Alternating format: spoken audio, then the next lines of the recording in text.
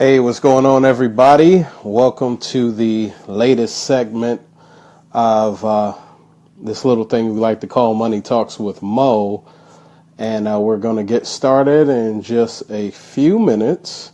And tonight, as the title says, we'll talk about being wise with money. So once you're on, let me know. Give me a thumbs up, comment, something. Let me know you're out there. And I will get started once a few people head on. Hopefully your day is going well. Mine definitely is. Beautiful sunshine day. So hopefully you were able to enjoy some of that. And we'll go on in just a couple minutes.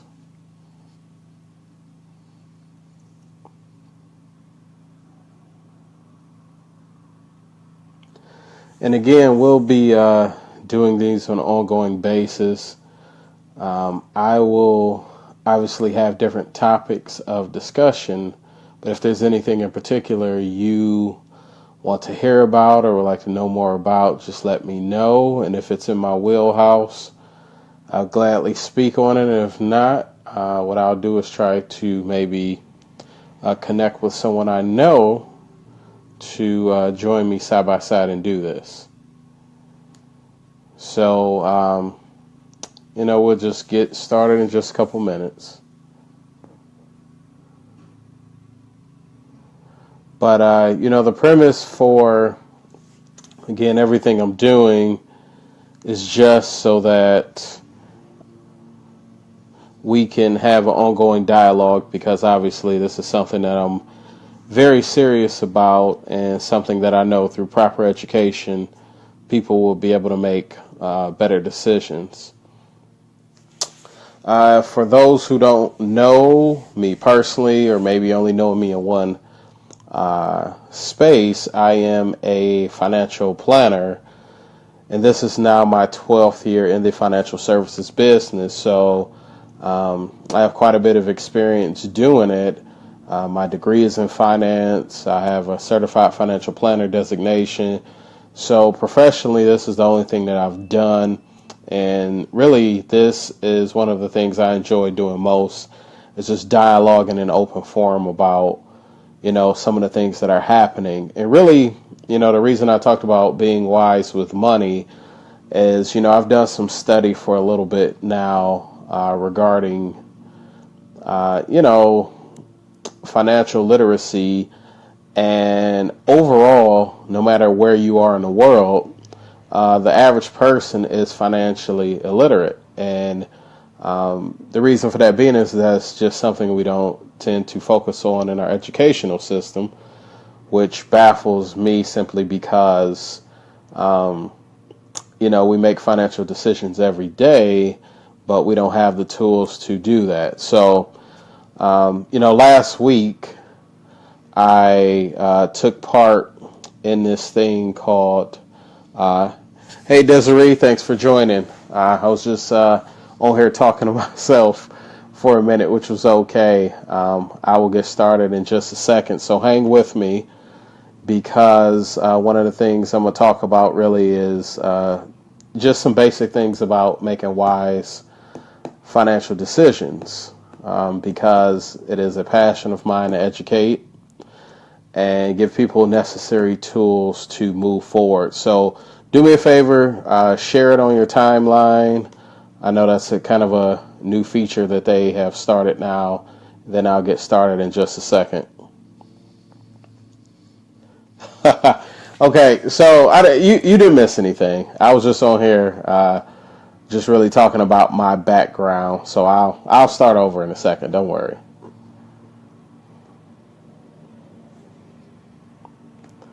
And I'll get started in just a second and really get into it. When we get a couple more people on, we'll get going. How you feeling today?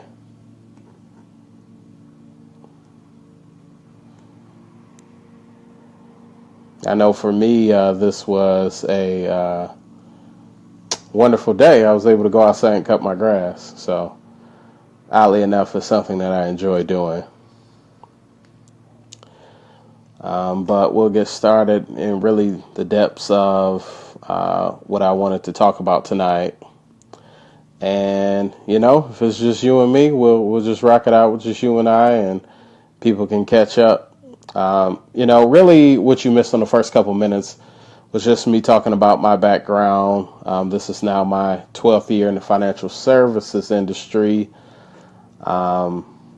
So there's a lot of experience dealing on different capacities, most of that being a financial advisor. And one of the things I recognize in my position is that I am essentially, a coach for people and helping them make good financial wise decisions. Hey, Katila, you didn't miss anything, but just talking about the purpose of why I'm doing these. My whole goal with all these Facebook Live videos is just to give you more tools to make educated decisions about your finances, simply because, everybody seems to have a system that they want to offer you, or in most cases sell you, regarding financial management. And really part of that is having wisdom in what you're doing.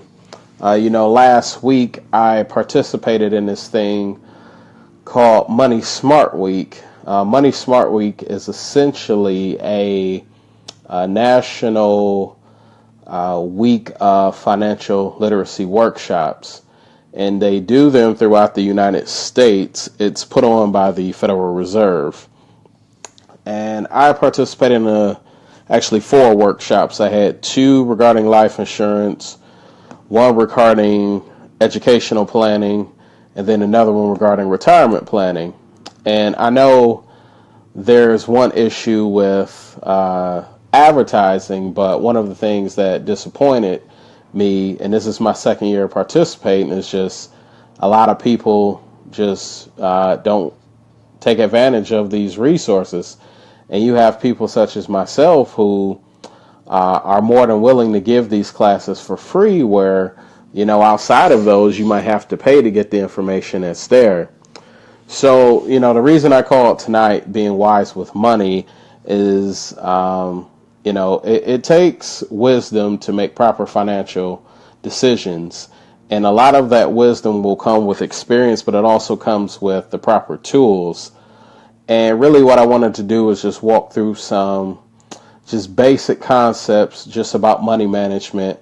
And then from there, if there's any question that you have regarding anything, we can jump right into it. So really, when we look at money, the first thing is really understanding that how you treat money is really going to be based on how you view money. Money is essentially just a tool. And if you consider tools in general, if you have a hammer laying around your house, it really can't do anything on its own, right? It just lays there and it's a hammer until you pick it up and do something with it.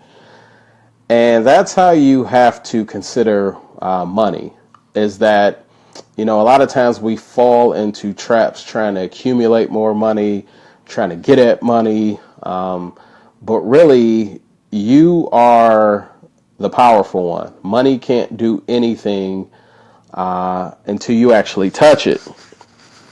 So don't get sucked into the idea that money is everything, because it's not. If you talk to enough people who have done well financially, they will tell you it's not. But again, don't let money use you. You use money. Again, if we think about this tool analogy, tools are typically used to build things, right? They are also used to fix things. But essentially, the effectiveness of what happens on the other end is not necessarily on the tool, right? The tool is the tool. The hammer is the hammer. The saw is the saw. But where it becomes powerful is the person who picks it up and does something right with it. So that's really the first thing, is really understanding, again, money is just a tool that you're supposed to use to do good things. Now, let me kind of bust up a lie that you will often hear. Again, in my work as a financial advisor, I've had the pleasure of working with everyone from the janitor to the teacher to the corporate level executive. And I will tell you, one of the biggest lies that you will be told, and you may even be telling yourself, is that if you just get a little bit more money, things will be different. Or if you get a little bit more money, you'll begin to make better decisions. But that's not the case.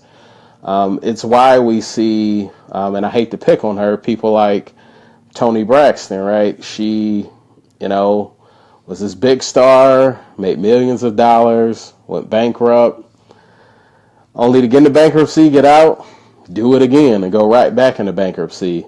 And we often wonder, and we'll look at, we see these professional athletes and we'll say, man, how is it that they have millions of dollars and yet they go broke? And it's because they don't understand the concept of, it's not necessarily how much money you make, but it's about what you do with the money that you actually have. And more importantly, it's also about the amount of money that you actually keep. I've, again, worked with people who were general laborers, never made probably more than $40,000, $50,000 a year and became millionaires. Right? And it's because they had this principle that it's not necessarily about how much money I make, but what I do with it. Now, don't get me wrong. Obviously, the more money you should make, you should be able to do more, but that's not all the case. Because in our society, we tend to fall into this thing called inflation lifestyle, or lifestyle inflation, excuse me. And lifestyle inflation is just basically the more money I make, the more I spend. And it should actually be in the reverse. So if it was just about making more money, then why is it that so many people who make a lot of money still don't have much to show for it? I remember talking to a particular person that obviously will remain nameless. And this person ended up, between them and their spouse, they probably brought in yearly $250,000. But when I tell you that when I sat down and talked to them, they probably had literally maybe $4,000 or $5,000 saved, right? So would we say that they need more money? I mean, obviously what you need is relative to a lot of things, but I think a lot of people will say, oh, well, if I had that money, I will do differently with it. But that's not the case. I mean, if we are reckless with $500, we're going to be reckless with $5,000. So again, just remembering this concept and just keep going back to it. Number one, money is a tool. And number two, your ability to get to financial freedom is really based on what you do with your money. So let's look at another point. I've had the pleasure of sitting down and talking to a lot of high school students and of that age. And one of the things I try to get them to understand is this idea called opportunity cost. So opportunity cost comes in considering, and it basically says this, whatever I do with my time or my money over here, I then lose the opportunity to use that same time and money over here. So for instance, if I wanted to take a vacation to the Bahamas, I could do that. But the time that I spent on the plane, vacationing and coming back, I could have worked and earned some money. Not saying don't take a vacation, but I just want to drive home this concept of opportunity costs.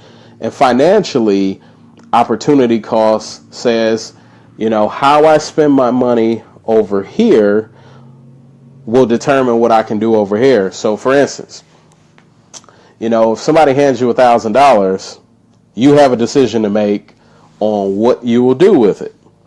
So if you determine that you will spend it, you lose the opportunity to invest it, You lose that opportunity to maybe give it to somebody else. You lose the opportunity to do whatever else. If you have debts, you lose the opportunity to take that $1,000 and pay down something that you may owe.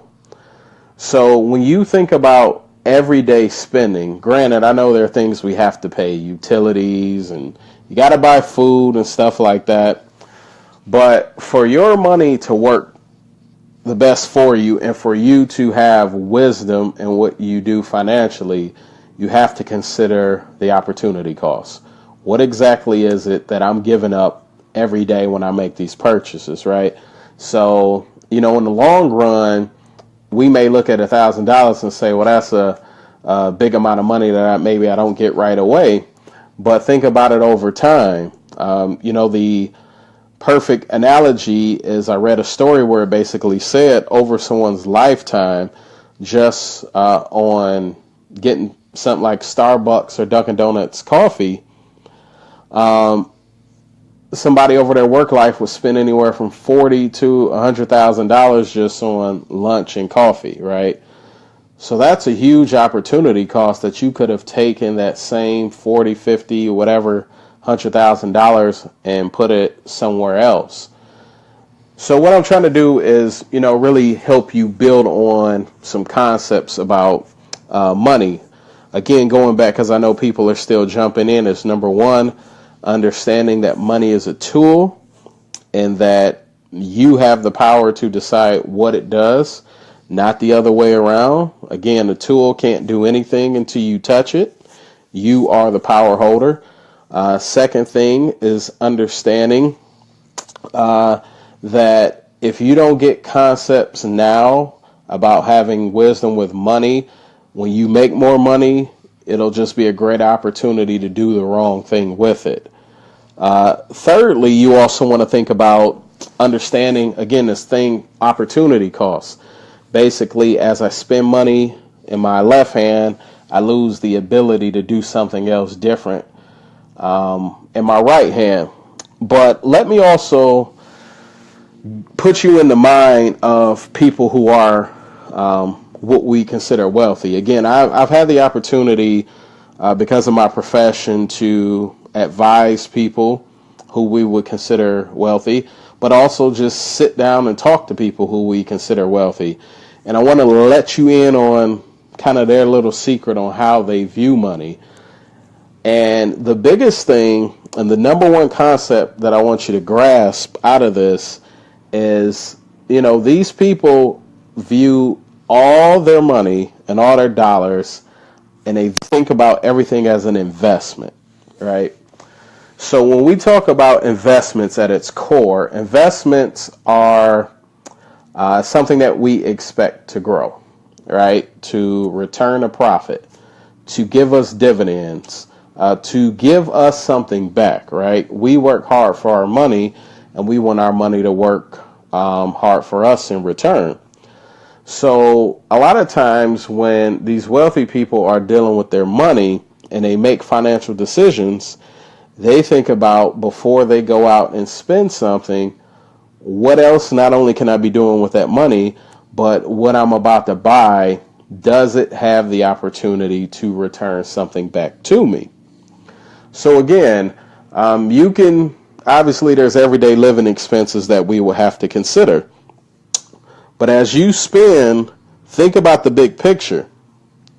Is this an investment? Can it return something to me?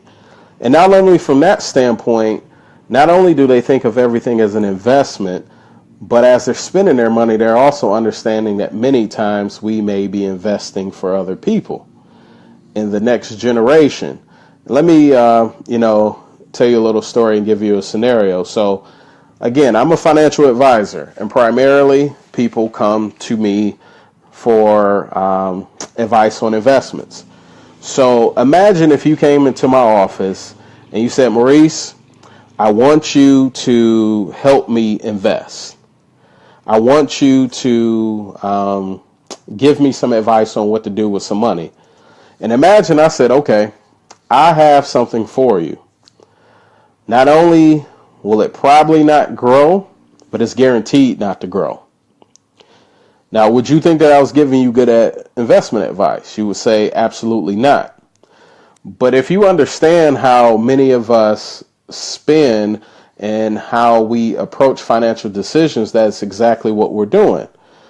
So when we take our money and constantly are consumers into things that don't grow at all, right? Things like cars and clothes, just different material things that don't mean anything, we're guaranteeing that we're not going to see any return on the money that we're putting in.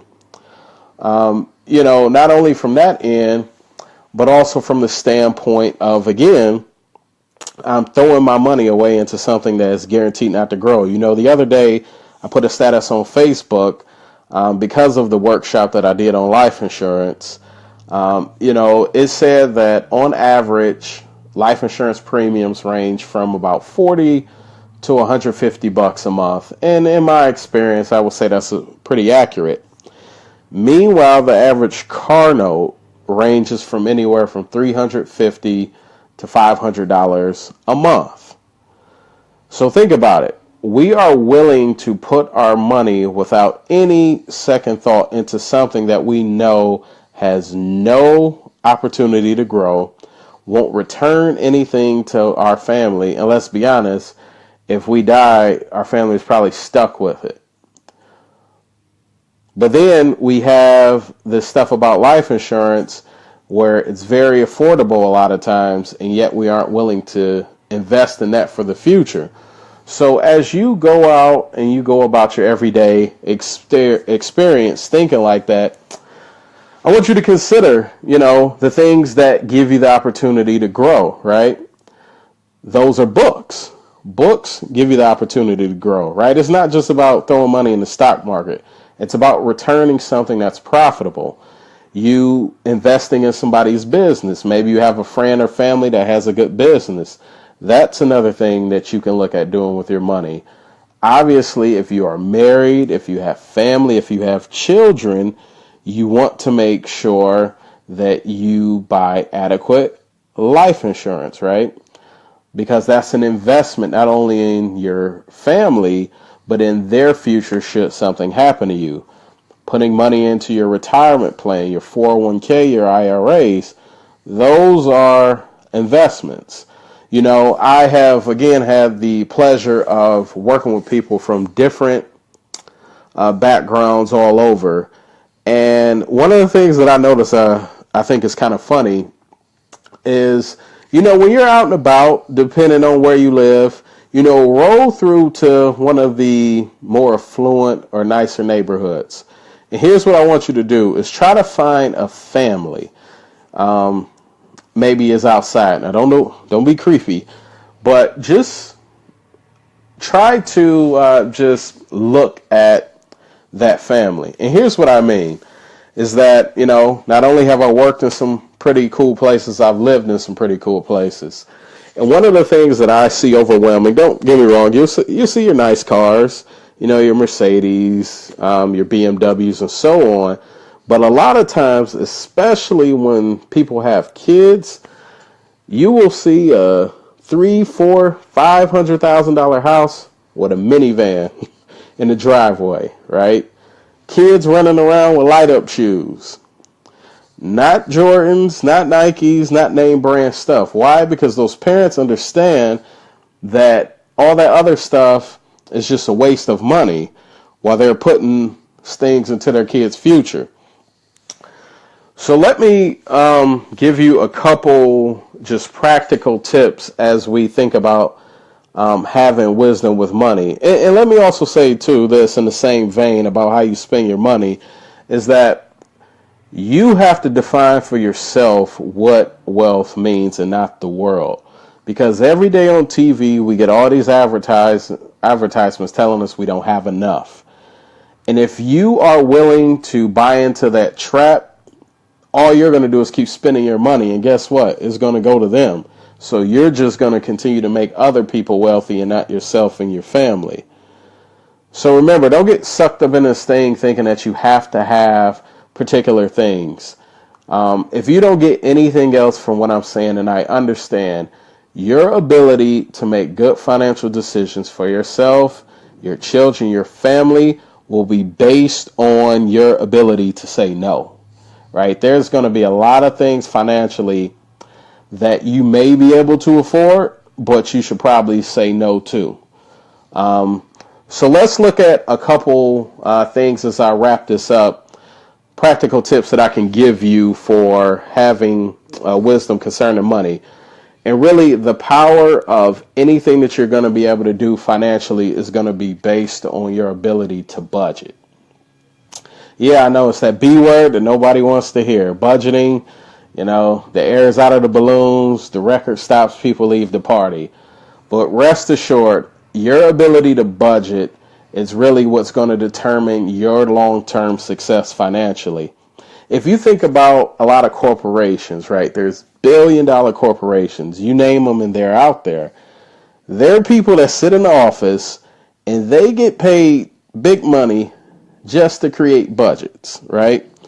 Because they understand is that there is not a unlimited lifetime supply of money, right? There are certain restrictions on what you can do financially. And that's what you have to bring into the forefront of your everyday finances is that you have to make sure that your budget comes first. Because even if you have plans, right, whether it's saving for a car, saving for retirement, saving for a house, if you do not budget your money properly, it won't happen. And I'm not trying to be negative. I'm telling you as it is, as somebody who knows personally and professionally. You would be surprised how many times I sit down and talk to people and I throw out the number and say, hey, well, what do you make a month as we're going through things? And they give me a number. And then when I say, well, what are your monthly expenses? Things don't add up. And there's this big gap between what we're bringing in and what we're spending. So first things first with budgeting is that I know a lot of people look at it as restrictive, but it really leads to freedom in the long run. If you know exactly what's coming in and what's going out, whether it's good or bad, you can at least have the opportunity to correct it. My family personally, I've looked at a lot of budgeting resources, and simply because my income is sporadic, I have to adjust my budget literally every month. But if you have like Microsoft Office, I'm telling you, there is a tool within Microsoft Excel, and I think it's called the Family Budget. Check it out. It's interactive, and you can go in every month and take a look at where you're spending, because you need to know to the dollar how much you're bringing in and also to the dollar of how much you are spending out. And also, as you budget, you know exactly where you're wasting. Yes, you are wasting money somewhere. Trust me, you are. We all do. And for some people, they know off the top. Some people, it may be spending clothes or buying clothes. Some people, it may be eating out. Some people, it may be hanging out. But you have to know where you are financially, right? So you need to know what your debts are, if you have any. You need to know what your assets are. You need to know what your monthly expenses are and what your monthly income is. And once you have that budget in place, hopefully you have a surplus. Hopefully you are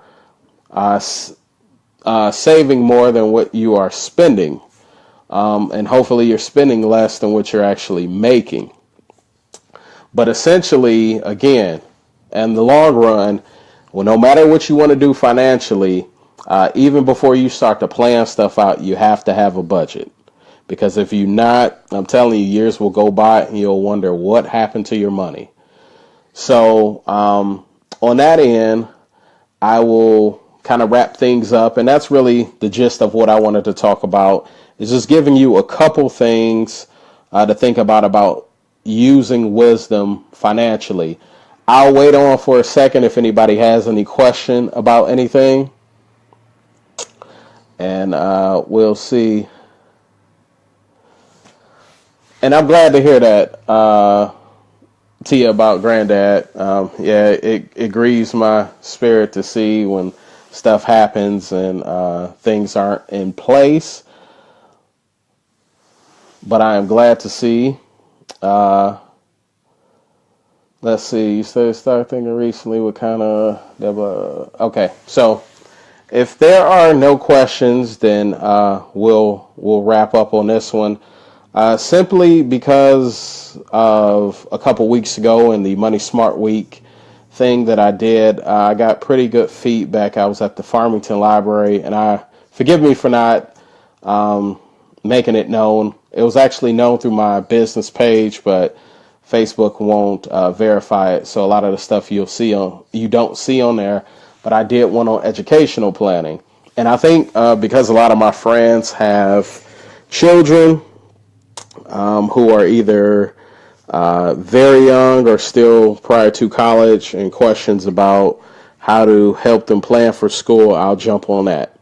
So let me just recap again with the few things that I want you to take away from having wisdom financially. For one, understand money is a tool that you use, not the other way around. Money should not control you. The other thing to remember is that if you don't get basic concepts now about money, the more money you make in the long run, it's going to end up being a curse more than it is a blessing. Thirdly, you want to remember this concept of opportunity cost, right? As I spend money in my left hand, I then lose the ability to do something different in my right hand. Again, think of everything as an investment. You have to have the mind of an investor. You have to consider that as I spend my money, is there any chance for me to make a profit? And if you look through your budget of hopefully you will do if you're not already doing it, and you find that all your money is going to things that you know will not reap you any sort of reward or benefit or profit in the end, then stop, right? The number one way to increase your cash flow is to cut your expenses. And that's another thing that a budget does. A budget will force you to look back and see where you're spending money. And there may be places where you're spending money that you forgot, right? There may be memberships to magazines or memberships to, let's face it, for me, it was a gym that I was not going to. So I canceled it because it was just a waste of money. And lastly, remember, the power in everything that you do is going to be based on your ability to budget your money. So I'm going to end there. I appreciate you all joining me tonight. I will let you know when I will be free to do the next one. Do me a favor. Just go ahead, like the video, share it if you can. Just want to make sure that we get this out to everybody that we can. And if you have not already, please go ahead and like my business page. All right. Good night. Talk to you later.